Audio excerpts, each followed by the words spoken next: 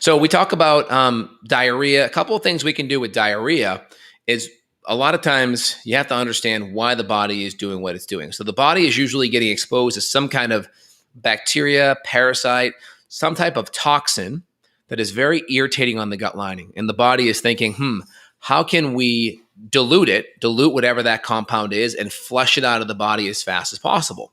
So what the body's typically doing is saying, okay, let's bring a whole bunch of fluid and water into this system here, and let's flush it out. Let's increase motility time. Now, what that's going to do is it's going to screw up your electrolytes a lot of times. It's going to screw up your hydration status, and it's also going to make it hard to absorb nutrients.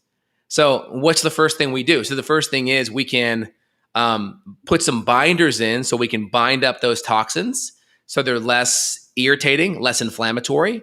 So our different binders could be activated charcoal, bentonite clay, different zeolites, different pectins. These fibers are great because they'll bind up that toxin and it'll make it less mobile, less inflammatory. It kind of puts straitjackets or handcuffs on it, right? And the next thing we're going to do is make sure we are hydrating, because the solution to pollution is dilution. So we want to make sure there is enough water there so we can dilute and not get dehydrated.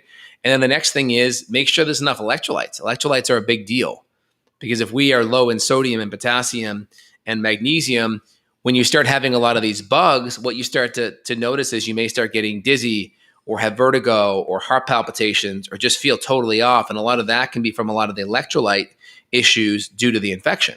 And so if we get the electrolytes right, the hydration right, and then we also provide some good binders in there, that can prevent these toxins, one, from being as mobile and being as inflammatory, and that can make a better environment for the body to move the bowels out slower without losing all the nutrients as well.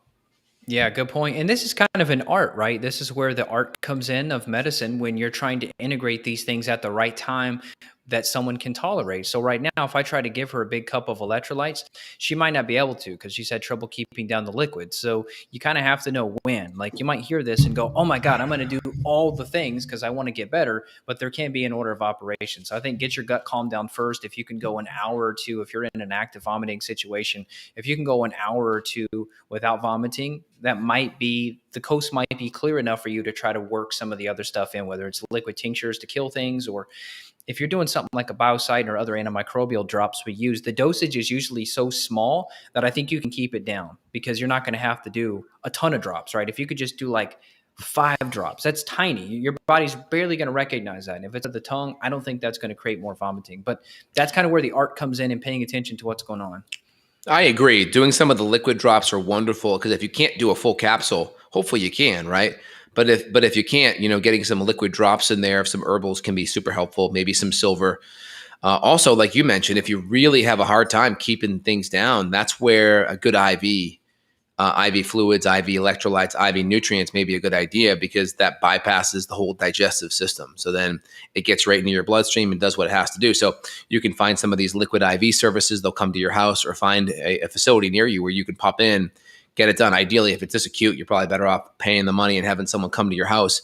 You probably feel a lot better. And I think it's better than going to an ER, unless you're, really in rough shape, then go to an ER. But if not, you're better off doing it at home, just because there's less infectious material, at home than in a hospital, right? So I think that's a good strategy out of the gates for sure. Well, and to take it a step further, not only that, but when you do these mobile services, like I did this last summer, you're able to customize what you want. So hospital's not going to put glutathione in the IV like they did. No. They're not going to give you No. 10 grams of vitamin C like I requested. So you're going to get a much, much better menu, if you will, of nutrients Yes. than if you were to go to the hospital.